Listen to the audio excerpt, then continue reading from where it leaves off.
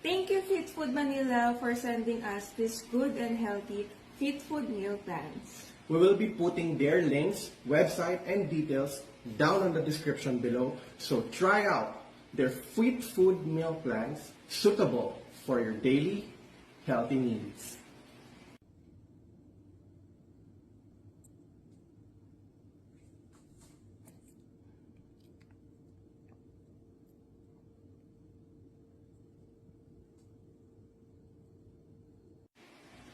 So isipin mo ng mabuti, di ba? Nag-rally ka 5 oras. Anong ambag nun sa buhay mo? Wala. Nakaka-drain lang. Di ba? Anong pinakita mo sa tao? Number 1, wala kang utak. Wala namang pakialam yung tao sa iyo eh. Sa tingin mo ba pag nag-rally ka, papakinggan ka? Hindi ka papakinggan, pinagtatawanan ka. Instead na mag-rally ka ng 5 oras, pag hindi ka tumingin sa salamin, mag-isip ka, anong business pwede ko gawin sa loob ng 5 oras? Anong pwede kong gawin para mag-improve yung pagkatao ko sa 5 oras? Anong pwede kong gawin para makatulong sa bansa sa loob ng 5 oras? Hindi yung nagkakalat ka, nagra-rally ka. Why don't you follow what is just and what is right? Pag ako ba nag-rally dyan sa labas na ibalik nyo na si President Duterte dito sa bansa natin, anong magagawa nun? Hindi ba nagmumukha lang akong tanga? Kasi if talagang deserve niya bumalik dito, he will come back eh. The Lord will handle everything.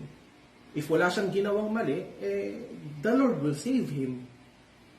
Tama? That's why there is a process eh. Due process. Tama at mali. Ang problema kasi yung mga tao, ganun ginagawa nila. Ang dami ko nakitang video worldwide sa iba't ibang bansa, yung mga Filipino nagra-rally. Hindi naman nila alam lahat na nangyayari. Nagra-rally lang sila for what reason? For their own personal ignorance. Nakakahiya. Sobrang nakakahiya. Non-stop yung pagra-rally ng tao. Hindi pa tayo buhay. May rally na ata. Bakit kaya? Sino kaya yung nagpauso ng rally na sumisira sa image ng Philippines? Maganda naman yung Philippines before. Maganda kaya, pero ito yung question eh. Huwag na natin i-mention, pero common sense na lang mo yung tao mag-isip. Sino yung nagpauso ng rally na sumisira sa image ng bansa? So, di marunong mag-isip yung mga tao. Bakit nila sinisisi yung gobyerno? Sisihin nila sarili nila because they are all ignorant. Hindi nila ginagamit utak nila. Pinipili nilang maging Oo, that's their choice eh. nagbubulag-bulagan. Feeling ko alam naman nila yung totoo. Ayaw nila tanggapin. Wala ka na magagawa. If yun yung gusto nilang mangyari sa bansa nila, expect mo in 10 years, palala ng palala yung sitwasyon natin sa bansa. Hindi aangat at hindi mag-i-improve yung bansa natin if mas madaming tao hindi nag-iisip. Ang dami kasi pinaglalaban dito.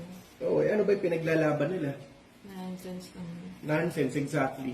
Ang daming problema ng bawat tao sa mundo, pero mas pinoproblema pa nila yung problema ng iba kaysa problema nila sa sarili nila. Kasi boring daw yung life nila. That's not the point eh. God has given you your life to fulfill His will. So focus on that. Huwag mo pakialamanan yung buhay ng ibang tao. Mind your own business. Kinder pa lang tinuturo na yan. So how can you say you are educated is mas pinoproblema mo yung problema ng ibang tao kaysa problema mo. Nakakaawa yung mga tao na yan. Hindi nila nare-realize sa sarili nila. They are the reason why the country looks bad. Bakit ang baba ng bansa natin dahil sa kanila? Lahat nagsistart sa good mindset. Good mindset talaga. Yan yung wala na sa atin. Nawawala na lahat. You know why? Because you will define the quality of people by the mind. Example, sa lalaki. Paano mo masasabi na high quality or low quality ang isang lalaki? Simple. High quality man uses their brain. Low quality man uses their fist. Kasi hindi na nag-iisip. Kasi wala na silang utak at all. So basically, kung low quality kang lalaki, suntukan na lang. Pisikalan na lang. Body-body, physicality. Pero if you're a high quality Wala man, na kasing panglaban. yes. If you are a high quality man, you use this. Wala ka ng oras sa ganun. Mine is enough. Mind is enough. So dun pa lang malalaman what are the difference between a high quality man and low quality man. Kapag high quality ka, wala kang oras sa drama, you focus on yourself, your family, and your life, and the will of the Lord. Pag low quality man ka, ang dami mong drama, ang dami mong pinaglalaban, suntukan na lang, patayan na lang. Ano yun? Same din naman sa women eh, ganun eh. Diba? So, nonsense. Ikaw ba, ano ang high quality and low quality women? Same lang. High quality women, kailangan marunong kang gumamit ng brain mo. Hmm. Low quality, hindi na gumagamit ng brain. Ano yung ginagamit? Down, down. Ano yun? Yun na yun. Alam. Yung kanta nila, yung kanta ni Sarah at ni Yeng, that thing. Okay. That thing. So yun yung ginagamit ng low quality woman. Yun na lang kasi wala na silang brain. Exactly. Isipin nyo ng mabuti.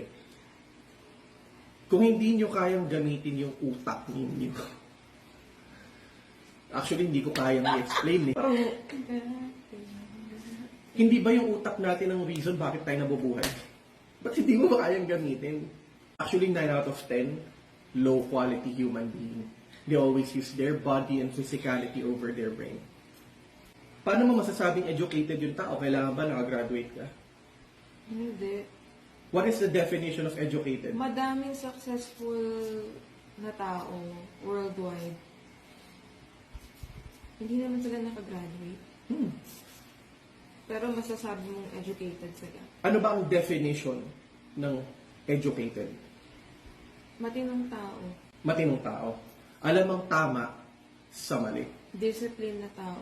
Disciplined na tao. Ang dami namang nakagraduate. Hindi mo na maintindihan. Oo, totoo yan. Sobrang totoo yan. Actually, yung college natin dito sa bansa, hindi ganun kaganda. Our education system is a scam. Totoo yan. I'm not against education. I'm pro-education. Gusto ko lahat ng tao merong degree, merong pinag-aralan, nakakapag-aral. Oo, syempre. Pero our education itself is a scam. You know why? Kung ano yung inaral mo ng grade school, dala mo hanggang makagraduate ka ng college, which is nonsense. Anong ambag nun sa buhay mo? For example, Jose Rizal. Anong ambag ni Jose Rizal sa buhay mo? Makakatulong ba siya sa'yo? Superhero daw. Superhero? Uy, Superman na yan.